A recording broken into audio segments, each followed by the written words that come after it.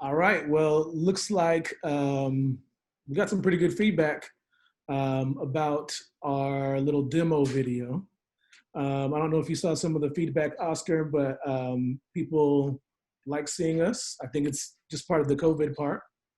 Yeah, What did you see? I think it was nice to reconnect with a lot of our students. There are a lot of students that I hadn't had contact with, mainly from on your end of the Facebook responses. And so I've had a lot of alumni friending me and just started chiming in and saying how much they appreciated seeing us again. And I love having that contact with the students. So it was great. It was. We got a lot of good feedback. Um, some of the feedback, a lot of it was about what we discussed. So Hmm. a lot of people were agreeing with what you said about Oh yeah, friends. they thought I was right. Definitely. Yeah. I mean, your name is Oscar. You are a grouch. So sometimes, Oscar the Grouch actually gets has people that agree with him. Most Uh, people are petty like me, basically. uh, some of my own family, some of my cousins who I sent the video to, actually said, "Man, I like that Oscar guy. Like, we're Yeah. aligned spiritually." So but my other cousin, Erica, shout out to Erica, she said, well, he kind of changed. We weren't talking about like coming over to your mom's house to eat. We're talking about friends on social media. So, there's a little bit of a I get it. difference of opinions. Yeah. Yeah. But I think one thing with a lot of the feedback is, I said, Oscar, this seems like this might be a thing. And you said? I said, I agree. I agree. I think we should run with this. So we're going to run with it. Fortunately, a lot of our former students contacted us to let us know that they're interested in being guests. They might be interested in actually teaching a lesson or two. Really, really fortunately, otherwise this would not happen. We had two. We had Nina, shout out to Nina, and Brian, who volunteered to do the media aspects, the editing of the video, and the social media aspects, because we're too old for that and we don't have enough Yes, we time. are. So, speaking of not having enough time, what's going on in your life right now? What'd you do this last week? Oh my goodness, this last week. Well, as like what I said before, we're looking to move to a place. So we're hopefully putting down roots, and we're doing a lot of banking and visiting and measuring and planning. So yeah, a lot of that, spending time with family and hopefully making plans for the future. So yeah. Okay. I know that must be a different situation with COVID happening, trying to search for a house. Yeah, it's at a whole layer of stress. Trying to visit someone's house and they don't know us, we don't know them. Yeah, it's been stressful, but we're here and we're healthy, so yeah, we're optimistic we can get some movement soon. There we go. Okay. Well, we celebrated a birthday, as you might be able to see by that little poster right Hey, there. And for some reason in our family, these things go like a month or a week. It's been a week and it's still flowing. So um, I know that as a parent, I felt really guilty about trying to have a birthday party with the current quarantining situation. I felt like, well, maybe we can get like a jump place. And if it's just us, we'll know who's there. Um, and I've thought of a bunch of different ideas, but the reality is, um, preschoolers don't need that much. They just really like love. And we drove to Coronado. We didn't get out of the car. We just drove along the beach. We got some donuts. We had a little party with just one set of grandparents. We dressed up, and she said it was the best birthday ever. So that means it's the best out of the two that she might remember. exactly. You know what? Kids know when they're surrounded by love. We were worried about Celestino and being at home this whole time, and we were like, "Hey, Cheddar, do you miss daycare?" And he said, "No." Like, are you having fun? I'm having a great time. Yeah, Okay, okay. That really eased love our is worries. there. Yeah. They are a lot more. They're happy with simpler things, and I think with this whole quarantining situation, we're all learning to be happier with simpler things. Yeah, I agree. All right. Well, a lot of the feedback was that besides people being surprised that I still have hair, they thought I cut it because it was leaving me. Um, a lot of the feedback was That's a touchy subject, by the way. So well, we won't go down that road of hair some of leaving it us. might. And so what we've discussed is to actually let's make that a segment. And so we're going to call this segment "Friendly Fire." Friendly fire. So, what is when you think of friendly fire, Oscar? What do you think about? My initial one's like a war zone, but no. So we're both facing the same direction. Both facing the same direction. We want the same goals. Sometimes we hit each other, but hopefully it's not Right. it's not life threatening. And at the end we come out the other side. Closer for the experience. There you go. Exactly. You go through it together. Sometimes you get hit, but you come out better. So the topic that we're going to discuss right now is whether male and female professional athletes should be paid equally. Let me just say that I'm ready for everyone to agree with me. So I told TJ, are you sure you want your family to disagree with you again and be on my side on this one? And you said yes. So, so okay. Well, my opinion, so I guess that might show that my opinion might be expected to be a little bit more controversial. I am a girl dad, but I do not think that male and female professional athletes should be paid the same. I mean, it's athletics, and I mean, every sport isn't paid the same. Yeah. I don't think that. I mean, sports aren't essential, and so it's not like a doctor where I think male and female doctors should be paid the same because that's an essential job. I think that male and female teachers should be paid the same, but I mean, sports is really about entertainment, and if you are more entertained by the NBA than the WNBA, then I think that the NBA should be paid more. I don't think that the NBA should be supplementing the WNBA that nobody watches. It's funny because when you brought that up, I was thinking about two leagues. I was thinking about the WNBA, which I don't know much about, and women's soccer, which I know a little bit more about. And, Don't you know anything about the WNBA? What's that? Why don't you know anything about the WNBA? I'll get to that because okay. I didn't know much about women's soccer either, because it's not a very racially diverse team. And for me, I was kind of stuck with that. I'm like, how am I going to cheer, the U.S. team when it doesn't look like the United States? And I was thinking about what did it. There was a clip from Megan Rapinoe when she was like, I'm not going to the effing White House. And I said, who's this person? That really caught it. Like someone talking trash about Donald Trump. And that was the hook that invested me in her success.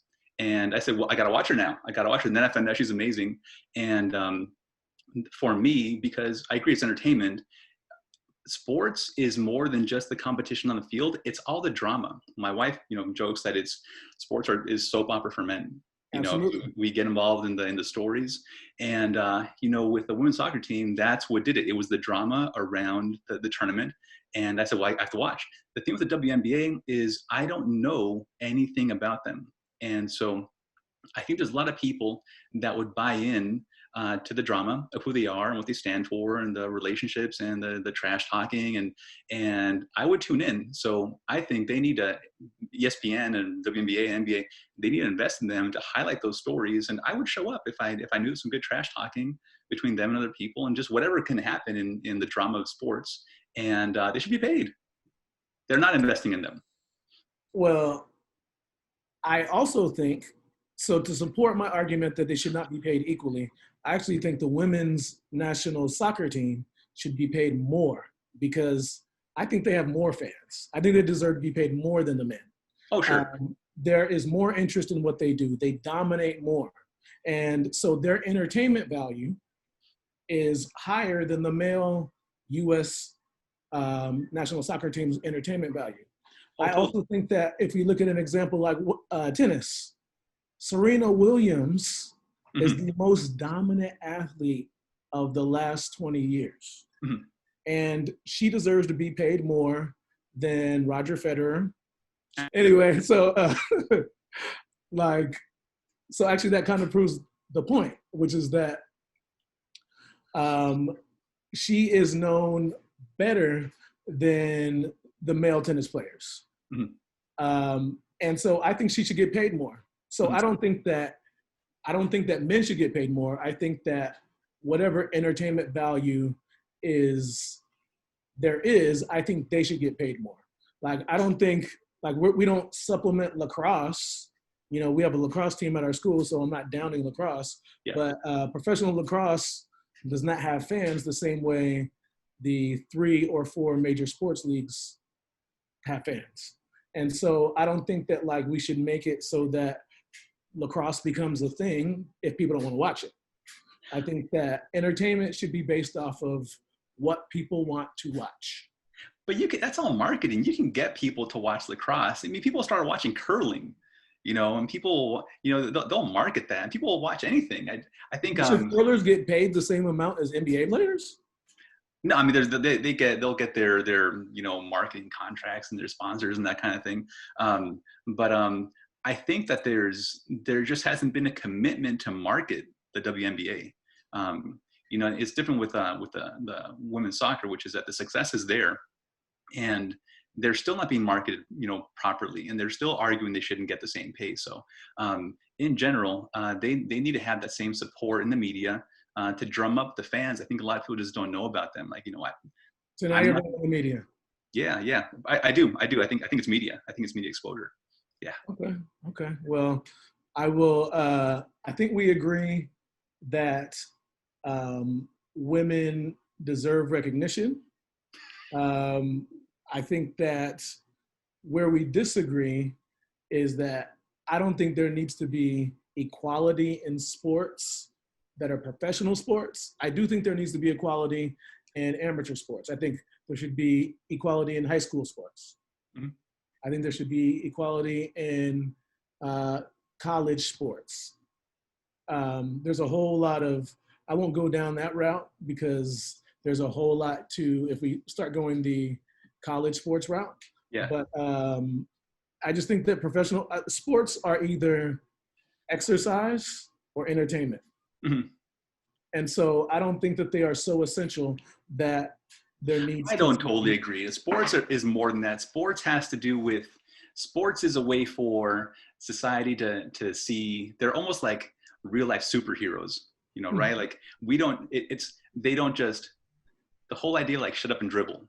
Mm-hmm. You know, the reason why that's so offensive is because it's more than just entertainment. They become role models. They become public figures. They become, you know, opinion leaders, and they can lead social movements. And I guess that's why I'm invested in seeing more women being paid well, because they should be up there leading social movements and having the platform that comes with their athletic ability. And so I do want to see them in those positions, because it is more than just entertainment. It's entertaining, but then in the United States, we're so sports focused that they become celebrities that are bigger than the sport that they play. I agree with you. Yeah, I agree with you.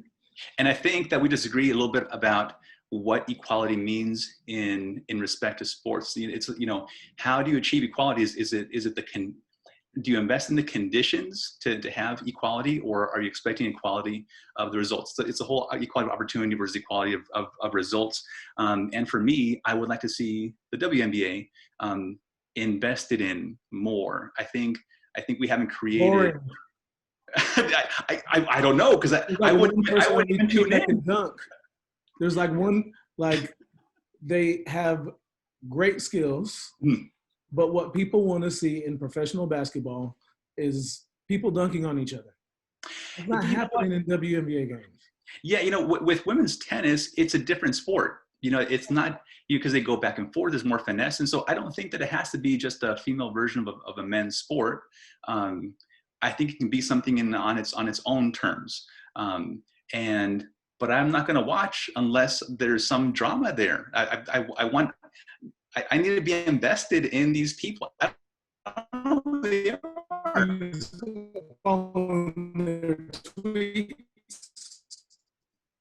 Yeah. You need Yeah. all of the Yeah. sports channels where they have all the dead air that fill it with just rumors Yes. and Yes. breaking down over That will analysis. get me to show up and say, okay, what's this all about? That's, yeah. Okay. Yeah. All right. Well, we will put a bow on that and agree to disagree. I'm going to move on to another topic, which is that, well, let's get really, really current. So first of all, today is Loving Day. Right. Today is Loving Day. What is Loving Day, Mr. Ramos? Right. So it's Virginia versus Loving. Yeah. Is today the anniversary of the Supreme Court decision that struck down anti-miscegenation laws in Virginia. So Virginia was one of the states that still had laws against interracial marriage.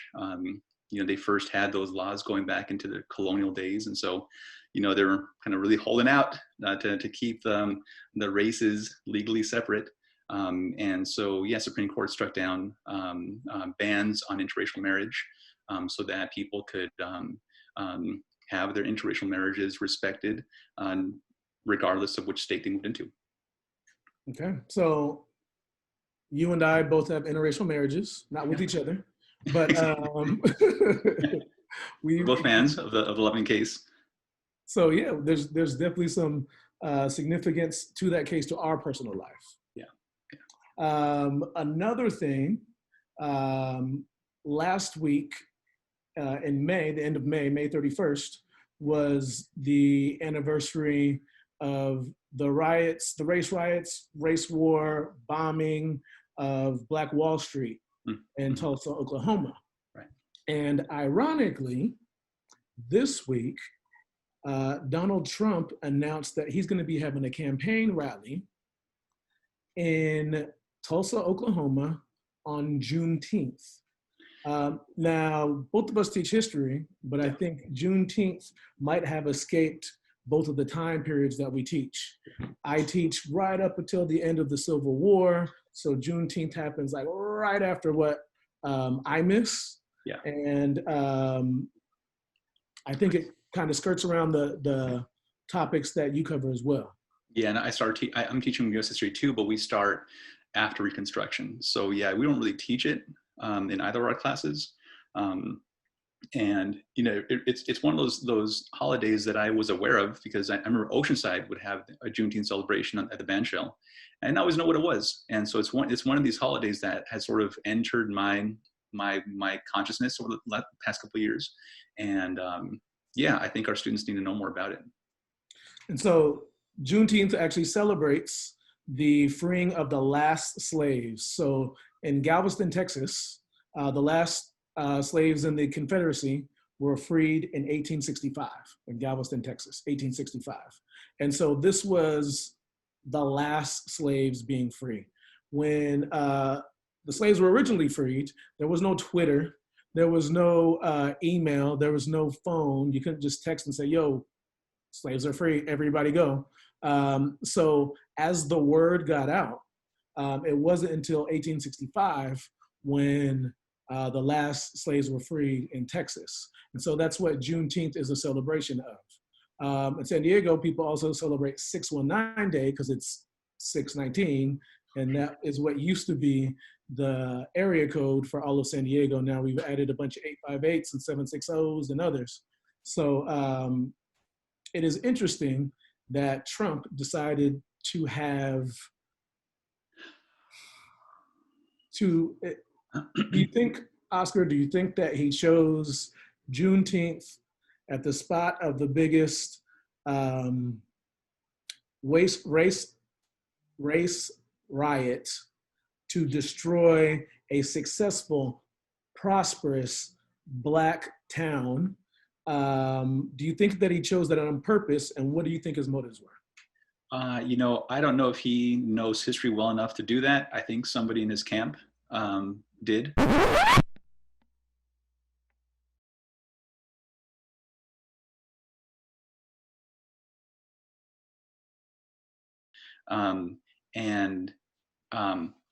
What does he hope to achieve with this?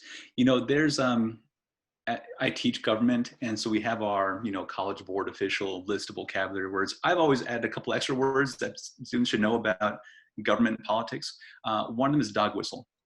And so dog whistle politics, students they don't quite know what that means. A whistle is a dog whistle is a whistle with such a high pitch that humans can't hear it, but dogs can. In other words, it's these things that you say that escape the attention of most people because they're not tuned into that language, but the people that it's meant to target, they certainly get it. And so there's a whole lot of dog whistling happening recently. And this is, I've heard someone say this is more of a bullhorn than a dog whistle. But for people that understand the historical moment of resentful white people that took back a town that was known for all this black wealth, to set your first rally, in this epidemic, and with all the protests on this date, there certainly has a lot of intentionality to it. So you don't think that he's just simply setting that up because he wants to get the black vote? So you don't think that maybe he thinks that black people are going to appreciate? What do you have to lose, TJ? What do you have to lose? You don't think that they're going to appreciate? You don't think he thinks that black people will appreciate that he's recognizing Juneteenth more than any other president probably has, if he takes advantage of this situation? I don't think anyone's can guess what he thinks. I think he's antagonizing black people, and I think he's doing it in his passive aggressive way, where people will say, this is terrible, you're doing this on Juneteenth. You can always say, well, that's not what I'm doing, and that's that.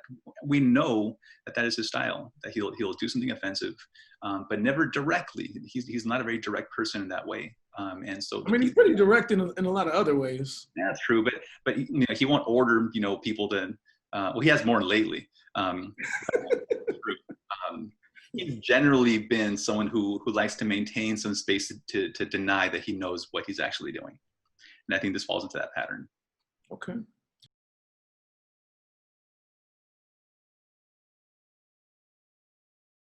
Few questions. What moved you to do this protest? As someone who is still in high school, how did you get parental permission? And how do you suggest that they get parental permission to be able